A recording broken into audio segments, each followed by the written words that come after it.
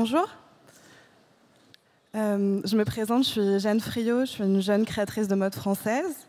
Et aujourd'hui, je vais vous parler un peu de mon parcours et on parle de nouvelles voix engagées. Donc, je vais vous parler de ma voix et pourquoi j'ai décidé de faire de la mode et de créer mon entité. J'ai commencé en 2020, donc pile pendant le moment du Covid, ce qui n'était pas un moment très propice, mais ce qui était un moment où l'industrie réfléchissait à comment poursuivre. Et après avoir étudié dans une école de mode française qui s'appelle l'école du Perret, puis à l'Institut français de la mode, j'ai toujours gravité entre l'image et le vêtement. Et c'était hyper important pour moi de créer une marque avec un nom de femme. J'ai grandi avec des grands-mères qui portaient de la mode française faite par des femmes. J'ai grandi en regardant la mode qui était autour de moi, avec des noms comme Gabrielle Chanel, Madame Grey, Jeanne Lanvin. Et je me posais souvent la question de dire... toutes ces entités françaises de luxe ont été créées par des femmes et aujourd'hui, finalement, à la tête de ces maisons et en poste de pouvoir, on ne voit plus tellement de femmes, mais plutôt des hommes. Et je trouvais ça important de pouvoir faire porter une voix de femme française, donc c'est pour ça que j'ai apposé mon nom sur la marque. Je regardais aussi l'industrie du luxe et l'industrie de la mode et je me disais qu'il y avait vraiment quelque chose à faire sur une nouvelle manière de produire, plus éthique et plus engagée. Et donc, au tout début, j'ai décidé de m'associer avec une nouvelle société qui s'appelle Nona Source, qui était en train d'éclore, qui justement mettait sur le marché que des dead stocks ou des rouleaux non utilisés de toutes les maisons de luxe d'LVMH. Et donc, toutes nos pièces sont faites à partir de matériaux upcyclés ou recyclés, qui justement sont une manière de redonner de la rareté à travers le vêtement sur des toutes petites quantités, parfois plus ou moins grandes, qui sont presque des pièces numérotées. Et c'est vraiment comme ça que je concevais une nouvelle manière de fabriquer la mode, faite en France, faite à Paris, et qui me permettait aussi de transmettre les savoir-faire qui étaient ceux qui sont tellement importants et mis en place depuis des années par des générations de mode française. Et il y avait aussi un point qui était très important pour moi, c'était de repenser la mode en termes de binarité et en termes surtout de genre, parce que dès que j'ai commencé à créer de la mode, je me disais, j'ai pas tellement envie de faire de la mode pour hommes et j'ai pas tellement envie de faire de la mode pour femmes non plus. Donc tout de suite, j'ai commencé à faire vraiment des vêtements qui ne parlaient pas vraiment à un genre particulier et de se dire que la mode pouvait être dégenrée et que le spectre pouvait finalement être plus large que ça et que la rencontre avec un vêtement, c'est comme une histoire d'amour pour moi.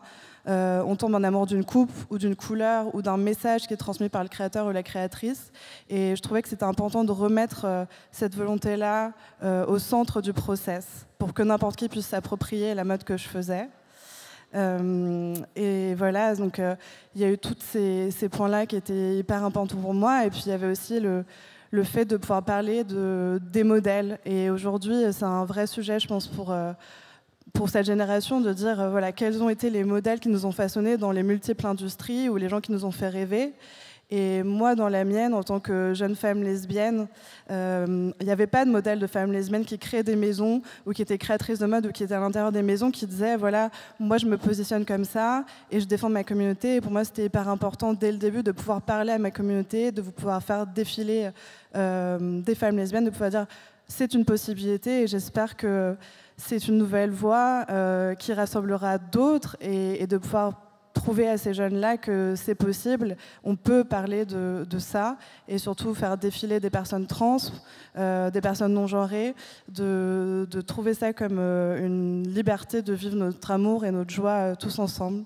Donc voilà, c'était un peu tous les points qui ont réuni la marque aujourd'hui pour arriver 4 ans plus tard à l'ouverture des Jeux Olympiques de Paris où j'ai réalisé la tenue de la cavalière qui était sur le cheval qui a traversé la Seine et qui était une vraie rencontre entre Daphné Burki et Thomas Joly qui sont venus me chercher parce que justement j'étais une créatrice qui défendait des valeurs fortes, politiques, et qui sont aussi venus me chercher pour mon travail autour de l'upcycling et autour d'un point qui depuis le début est un système que je décline en ornement et en représentation autour de la ceinture.